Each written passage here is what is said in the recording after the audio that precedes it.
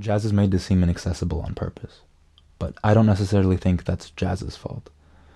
When we think of a style like bebop, that was literally born as a response to the whitewashing of the swing era, which was essentially white corporations ripping off black geniuses. The quickness and complexity was a way for artists like Charlie Parker to say, if you want to cash in on the culture, you have to elevate yourself to the standards of black excellence.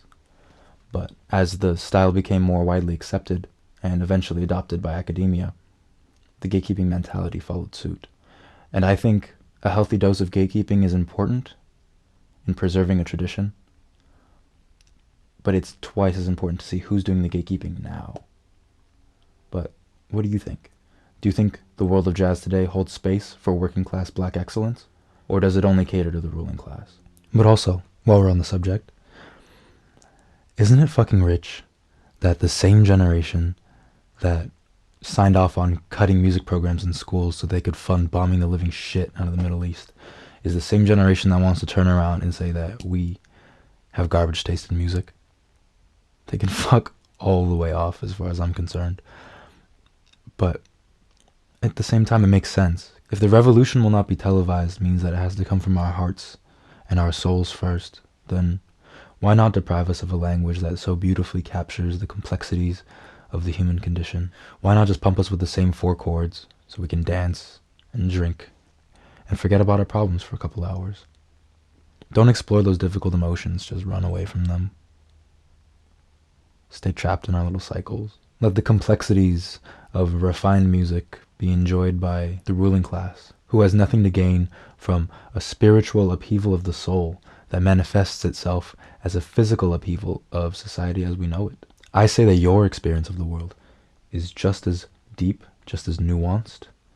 Your emotions are just as valid, but we've been denied access to a language that properly communicates those emotions with the gravity that they deserve. Take a song like African Flower by Duke Ellington, for instance. It contains these dissonances that illustrate a plant being torn from its roots and planted in foreign soil. Yet it bears fruit that is just as sweet, and it prays that its seeds will never know its pain. It's a song for the diasporic peoples, first and foremost, but as a person of mixed heritage, I find it just as soothing as it is unsettling. I've always felt like a foreigner here, in this country, in my own skin. And it's made me feel angry. But that anger went against my own self-view, because I like to think of myself as a good person. But anger is a bad emotion, because anger comes with violence, and violence is also bad. But the violence we subject ourselves to when we neglect difficult emotions is often the harshest, and worse yet, it goes unchecked. So finding a language that not only helps communicate my anger in a healthy way, but also that secondary discomfort of feeling the anger in the first place. To me, having that language is freedom. And that is the driving ethos of jazz's punk for me. It's punk to be soft. It's punk to be delicate in a world that demands automation, consistency, a hard outer shell. It's punk to look at a world that is broken and still find meaning and hope. We have access to recordings of some of the greatest compositions in our known human history. And in an art form like Black American music that relies so heavily on the oral tradition, it's as if we have lessons from the grandmasters right at our fingertips. With the press of a button, Ella Fitzgerald can fill my room, fill my head, fill my heart.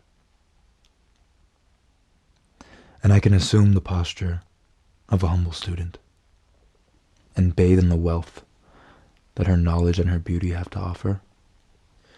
And it's our responsibility as students to keep that memory alive and to recontextualize it into our own world.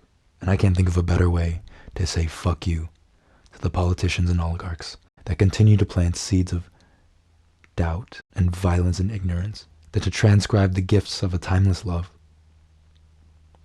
so that the next generations can taste the same beauty that fed our souls. And yeah, that's what jazz is punk means to me. Thanks for coming to my fucking TED Talk. Yeah. Drink water. Stay safe. Until next time.